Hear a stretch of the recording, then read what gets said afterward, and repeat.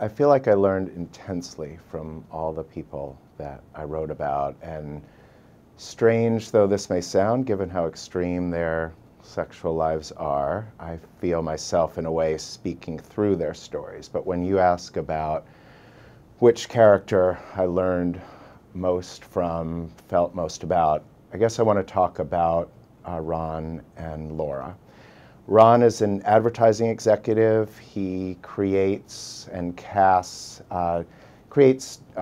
campaigns and casts the most conventionally beautiful women in them, but feels nothing for them, no attraction, isn't turned on by them, not at all. He is, always has been, drawn powerfully, erotically, ecstatically to women who are amputees.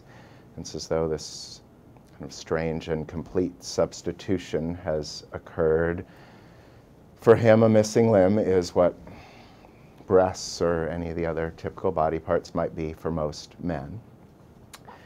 Laura is a lovely woman who left school after getting a high school degree, but has always dreamed of becoming a psychologist.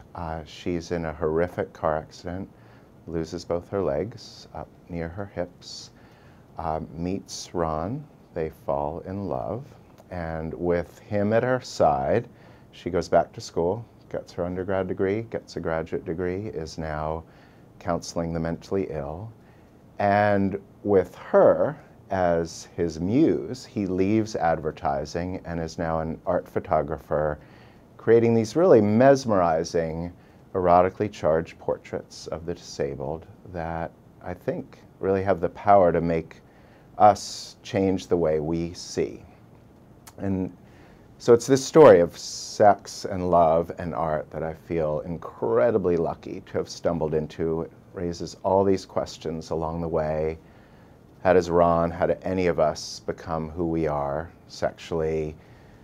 Can we change our sexual selves? And I spend a lot of time and write about scientists who, whether by taking images of the brain or studying far-flung cultures, are trying to answer those questions.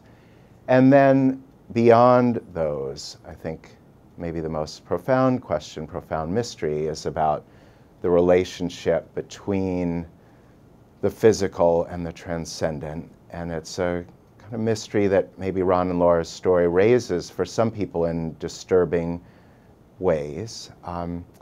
But it's that question of the relationship between